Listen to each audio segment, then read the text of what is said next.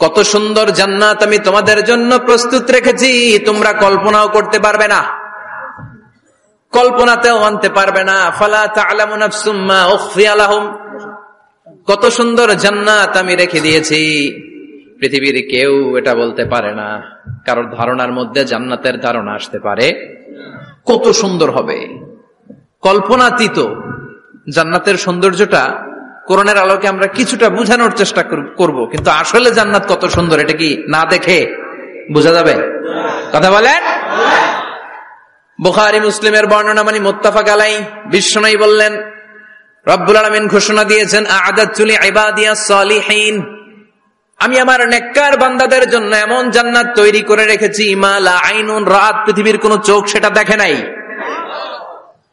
ওয়ালা উযুনুন সামিআত, পৃথিবীর কোন কান ওই জান্নাতের কোন শব্দ শুনে নাই, ওয়ালা খাতারা আলা কলবি বাশার, মানুষের অন্তর দিয়ে জান্নাত কত সুন্দর হবে কল্পনা করা সম্ভব না, অসম্ভব। এটা কল্পনাতে আনাও অসম্ভব। আপনি যত কল্পনা করতে পারবেন, কিন্তু জান্নাত যে কত সুন্দর এটার ধারে কাছে আপনার যাওয়া সম্ভব না। আল্লাহু আকবার।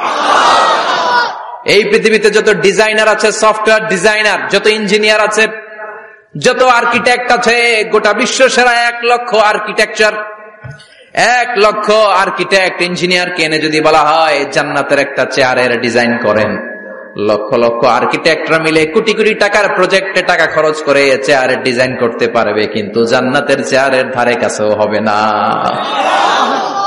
কল্পনার বাইরে, এটা অসম্ভব। এত সুন্দর জান্নাত মুমিনদের জন্য তৈরি করে রেখেছে কে? ওই জান্নাতে আমরা যেতে চাই, চাই তো? সবাই চান? ঢুকতে চান? ঢুকবেন এখনই? কয় এখনই? মরা লাগবে, ইমানের সাথে মরা লাগবে। মরার আগে জান্নাতে ঢোকা সম্ভব না। আমরা জান্নাতে ঢুকবো, জান্নাতের ভেতর আমরা ঢুকতে চাই। শপিং মলে যখন আমরা ঢুকতে চাই, কোন দিক দিয়ে ঢোকা লাগে? দরজা দিয়ে না, গেট দিয়ে। তা আমরাও জান্নাতের গেট দিয়েই তো ঢুকবো নাকি? নাকি মিস্টার বিনের মতো ধপাস করে পড়বো উপর থেকে? মিস্টার বিন পড়ে না উপর থেকে?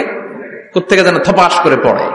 তা আমরা কিন্তু ধপাস করে উপর থেকে জান্নাতে পড়বো না, আমরা জান্নাতের কোন না কোনো গেট দিয়ে ঢুকতে হবে। বিশ্বনবী ফরমান, বুখারীর বর্ণনা, ইন্নালিল জান্নাতি সামানিয়াতু আবওয়াব, জান্নাতের ভেতরে 8টা দরজা আছে। কয়টা? বিশ্বনবী একবার সাহাবাদেরকে নিয়ে ওয়াজ করছেন, বলছেন, তোমাদের মধ্যে এমন একজন ব্যক্তি আছে, এই ব্যক্তির আমলগুলো আল্লাহর কাছে এমন ভাবে কবুল হয়েছে, আল্লাহর কাছে ওই ব্যক্তি এতটাই সেরা, জান্নাতের 8টা দরজা কিয়ামতের দিন এই লোকটাকে ডাকতে থাকবে। প্রতিটা দরজা বলবে, আপনি আমার দরজা দিয়ে ঢুকে জান্নাতে প্রবেশ করেন।